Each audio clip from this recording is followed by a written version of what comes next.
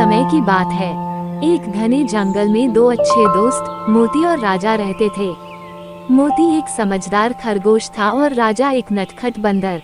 दोनों का स्वभाव भले ही अलग था, लेकिन उनकी दोस्ती बहुत गहरी थी। दोनों हर दिन मिलकर खाना ढूंढते और खेलते थे। एक दिन मोती और राजा जंगल में घूमने निकले। अचानक उन्हें एक शिकारी दिखाई दिया जो जानवरों को पकड़ने के लिए जाल बिछा रहा था। मोती ने जल्दी से राजा को चेतावनी दी। हमें सतर्क रहना चाहिए, नहीं तो हम भी इस शिकारी के जाल में फंस सकते हैं। परंतु राजा ने मोती की बात को हल्के में लिया और मजाक में बोला, अरे, मुझे कौन पकड़ सकता है? मैं तो पेड़ों पर उछलता कूदता हूँ, मुझे कौन पकड़ेगा? ये कहकर राजा ने खतरे की परवाह किए बिना वहाँ से भाग लिया। कुछ देर बाद राजा का पैर फिसला और वो शिकारी के जाल में फंस गया।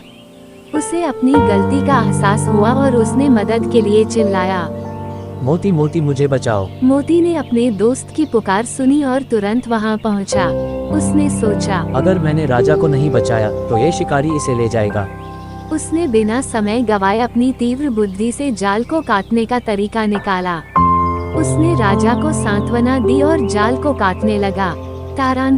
थोड़ी देर में राजा आजाद हो गया।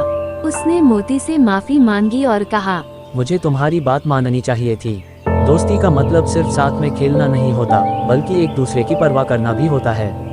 आज मुझे सच्ची दोस्ती का मतलब समझ आ गया। मोती ने मुस्कुराते हुए कहा, सच्ची दोस्ती में समझदारी और सतर्कता दोनों जरूरी हैं। दोस्त वही होता है जो मुश्किल समय में काम आए।